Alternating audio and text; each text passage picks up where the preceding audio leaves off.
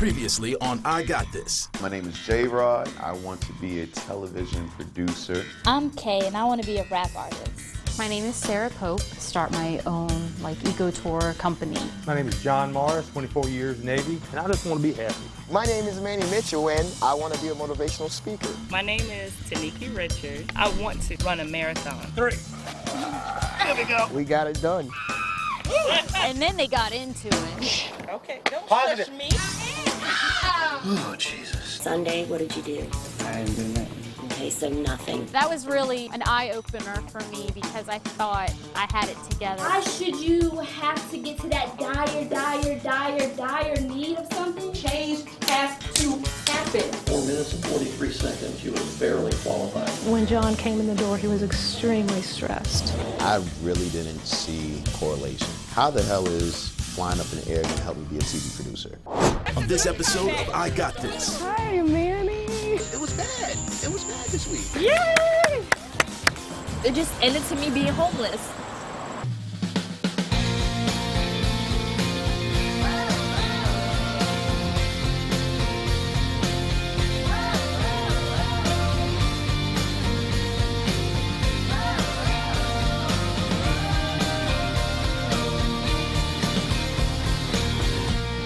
I got this.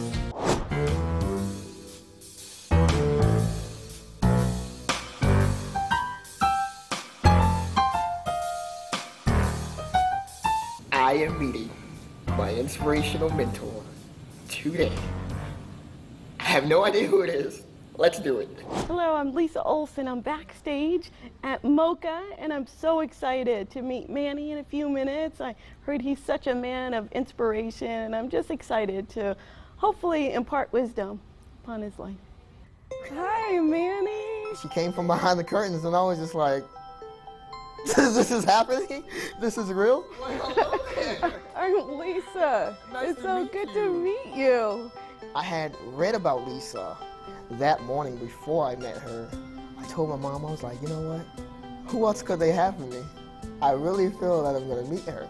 It was just something like I spoke it into existence. That the two most important days in a person's life is the day they were born and the day you found a reason why. Yeah, reason why. So Lisa has a nonprofit organization called Manyatta Ministries, and she is a motivational speaker as well. I wanted to hear a little bit of your life story. Would you mind sharing some with me? When I was born, the doctor told my mother that I would be hairy, I would be blind, I would be deaf, and I wouldn't live past the age of 3.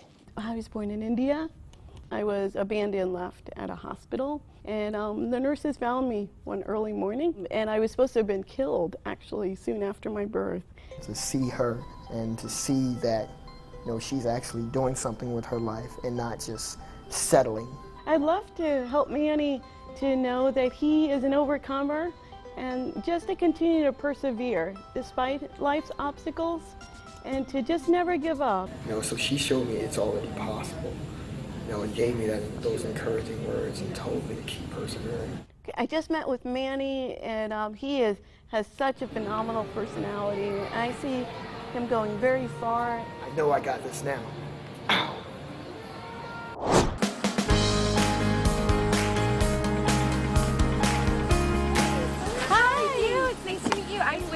What's up, Bar? I'm Sarah. How are you? How are you? I'm Cindy Stokes from the Bohemian Surf Club. It's wonderful to meet you. Wonderful to meet you too. So I got to meet my twofer. So I call him my twofer because I got 2 people that are inspiring to me. What you've done in the market analysis is awesome. Ever since I started working with Jen, it's been like, okay, you got to do business plan, financial projections, and it's like I've been in that world, and now all of a sudden it's like, oh yeah, the actual cool stuff that I want to do. Oh, and then there's that part too. So I know you have a Facebook page. Are you have a Facebook page yep, too? Same major 4 social media. Okay. I asked some questions. They shared some insight. What we really promote is a healthy, active lifestyle. And that's really what we do, and we just kind of keep that in mind. So as long as it's healthy and it's fun and and more people are more apt to do it. You know, who do you go to ask some question, like what type of life jackets are you going to get? Or, you know, where did you get your boards? The expenses and the odds and ends and insurance and license and everything. So it was really great to have that contact with somebody that was in the industry that I could, you know, ask these questions, and they kind of went through some of the same things that I'm going through. Do you want me to stand up? And then actually Whitney gave us a little mini lesson in what she does. And it's always good, I think, for an educational perspective to see other people do it, and you kind of like, oh, that's how they did it, so this is how I could do it. If your heart's in it, you can make it happen. So, you can do it. The most valuable thing that I got from today was actually like the social media and the apps and getting your name out there. It's just gonna be word of mouth. I'm just gonna put it out there and we're gonna explode. It's gonna be awesome.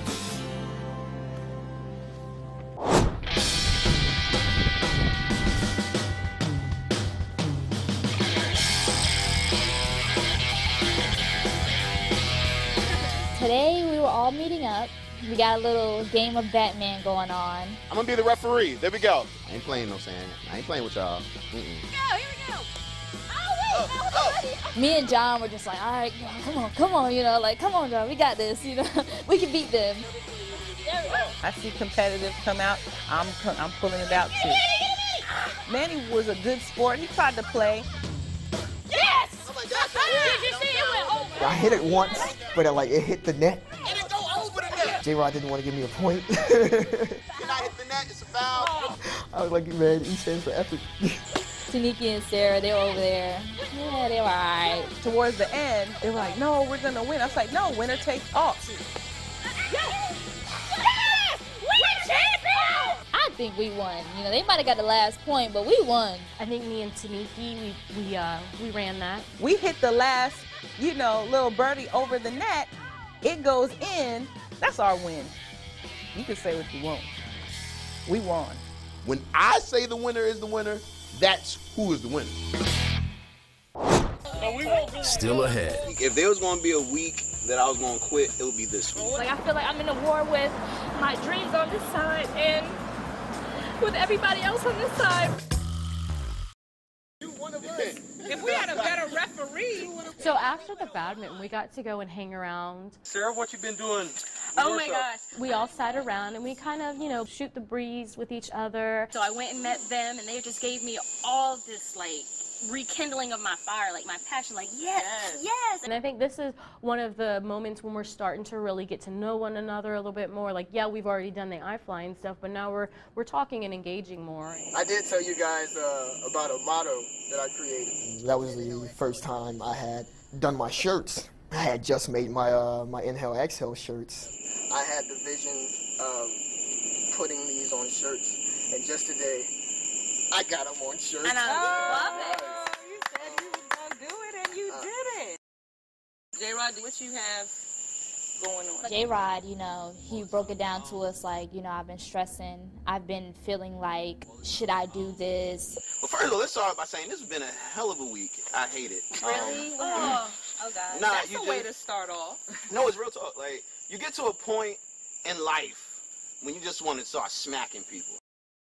I realized that I didn't have as much as I thought I had. I got this was starting to really become a phrase more so than the actual way I was feeling. I have to tell myself constantly that I'm going to do this. I think people will appreciate what J-Rod said that night because they're going to see that this is reality. You know, none of this is scripted. If there was going to be a week that I was going to quit, it would be this week. Oh, what happened? If I just realized how much I was doing this alone. I'm blessed because of how much help I am receiving, but I really didn't know it was going to be this much. Like, it's a lot. He really took a step into getting to trust us, I think. These are a group of people that have stuff going on, and if it's not really working out, do you really want to share that? You know what I mean? But when you can share that, that says trust to me. These people are my support system, you know? Every single last one of them. They're my support system. And I felt comfortable. I felt good. So you're definitely not by yourself. You know, you got us. Absolutely. We're here supporting you. And oh, y'all better. Come after each and every one of y'all. But you know what, though? When you was talking about never giving up, never quitting, this Sunday I ran my first 10-miler. I came with the wrong socks. I took them off, and mile 2, I was full of blisters. I was in pain, like serious pain. I didn't have anything out there but my will and my motivation. So for 8 more miles I went, and I came in running, and I finished the finish line. I can't give up, not when y'all not giving up. That was the first time I saw J-Rod vulnerable. So in that moment, I wanted to be very delicate and also encourage him at the same time, like, listen, go back to the drawing board and run across that finish line. 2 times on record, I had told y'all to come with it. I was so How did you did she just switch up with It just gave me all this like rekindling of my fire. Like this week? If there was going to be a week that I was going to quit, it would be this week. Now, I think that was the first time I told everybody the difference between me and them is that y'all are trying to go for a goal. I'm trying to level off and crawl out because I've been where you've been. I'm in a whole lot better place and moving forward, so it reinforces what I'm thinking of. I said, hopefully you can get to when you get to my position in life, when you got to relax sooner or later, and you just can't bottle all that energy up. You got to release it somehow, and you got to release it in positive ways. And if you don't, you know, that's why people got depression, PTSD, you know, you got to find a way to get around that. And you just got to remember there's a lot of people out there that are worse off than we are. Now, I didn't catch on to it so fast, but Taniki, she was kind of like,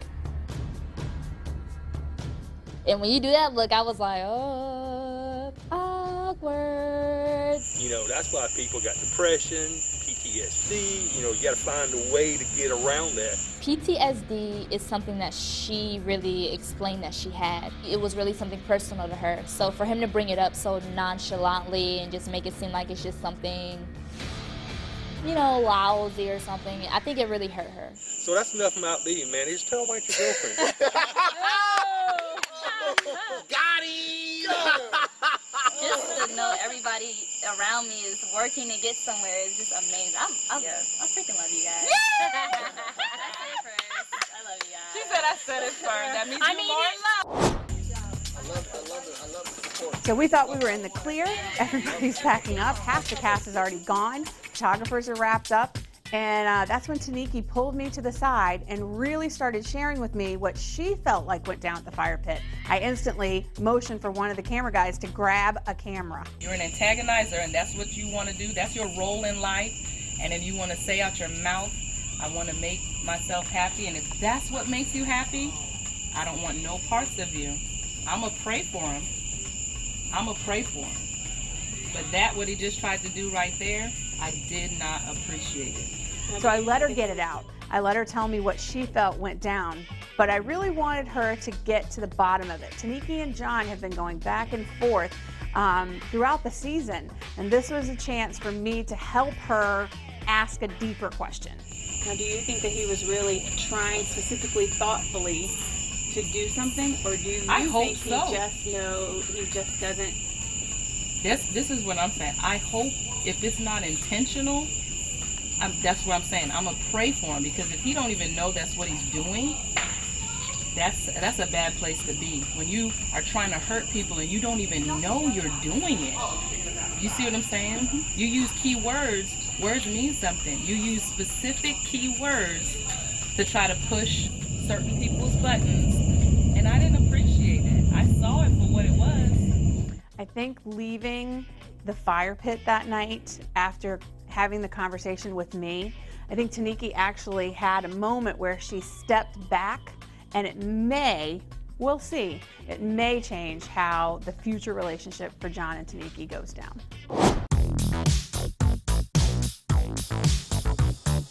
I'm at this beautiful location at First Landing State Park. I'm on a blind date with an inspirational mentor for me today, so hopefully it's going to help me on my continued journey. Morning. Hey, John. How you doing? Good. JP Gasconci. 15 years ago, he was voted to the happiest man in America. John, why don't we take a walk? Sure, let's do that. Seems still happy. He's an outgoing individual. And me and him sat down and had a conversation, and I thought that we had been knowing each other for 20 years. We can't control the winds, but we can adjust our sails. And so many people, the reason for their unhappiness is that they focus on things they can't control and they live in the past. Live by the golden rule. Go out and just try to really treat people the way I want to be treated, with respect. Yeah, JP said there's things to go by. He's got some guidelines. I have a list of 10 affirmations that I keep on the back of my medicine cabinet. They start with count your blessings, control the controllables, exercise, even if it's for a few minutes, be disciplined. 'Cause none of it means anything unless we're disciplined. And I'm hoping that you're going to take those things, tape it on the back, and literally write them on a card, tape it on the back of that door. You'll see them every day. My biggest takeaway that I got from here today was that he reinforced some of the ideas that I already had, so I know that the trail that I'm going is the right one. He's on the right track. He says a lot of the things. He's involved in volunteering. He understands that it takes discipline. Good guy. I'm just thrilled to be a part of it, and it's just been a nice ride. Thanks for having me. I thought my mentor wanted to introduce his family to my family. So I'm thinking, okay, I can do my hair and present myself to my mentor in a neat professional fashion. Oh no, he was talking about sneaker tracks, sweatpants, and we going out there running. I'm like, this is not a meeting. This is workout.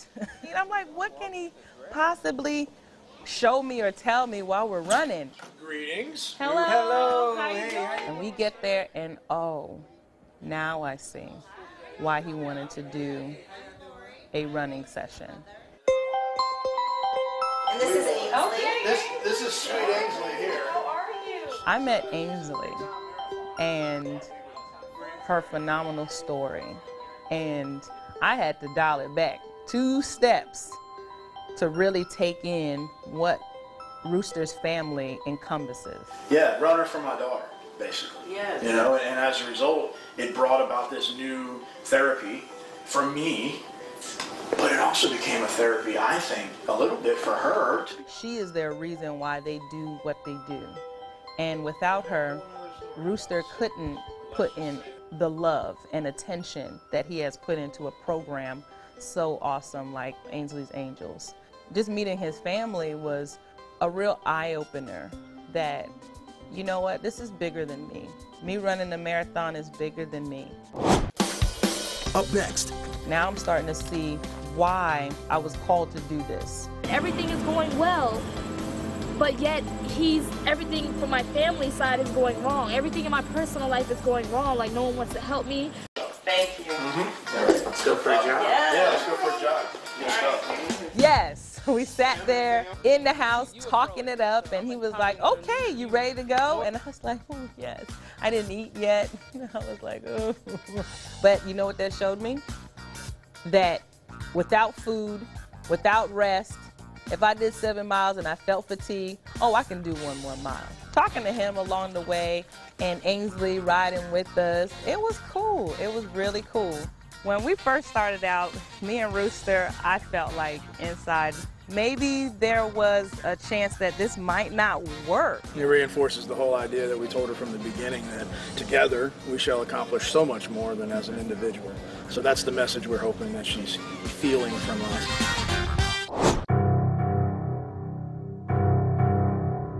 When we were getting to know Michaela in the beginning and we met her father for the first time, we could tell that there was a lot of tension between the 2 of them. Then one day, I got a phone call from her. She was crying, she was very distraught, and she said she didn't know if she was going to be able to continue with the show, that she had now found herself homeless. That was really my breaking point, and I don't want to cry or nothing. My first thing I wanted to do was make sure that she was okay, and I asked her, could she get to the station? So she came in, I could see she was okay, and then secondly, I felt it was important that she tell this part of her story and her journey.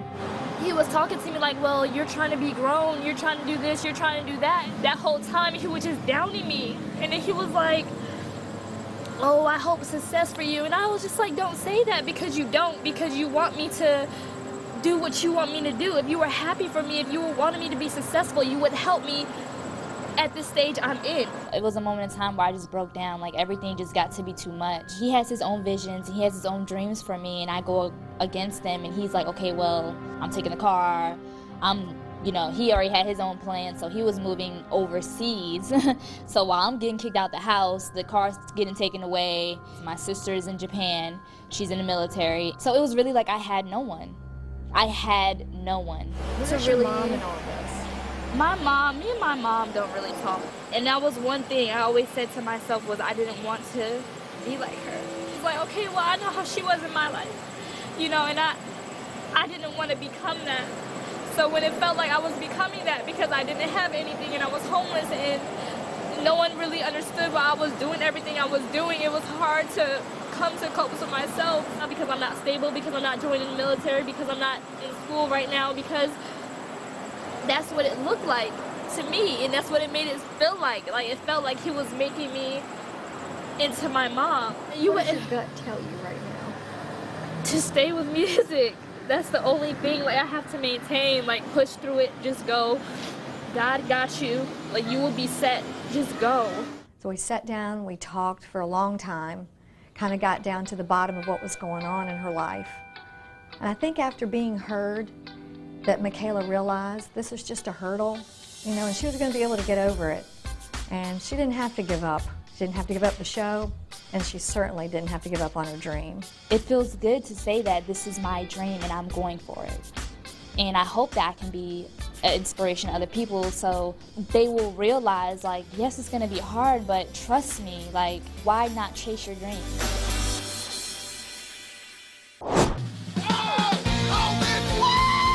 On the next episode of I Got This. Inhale, exhale. Woo, we going, Ashton? There comes a time when reality hits.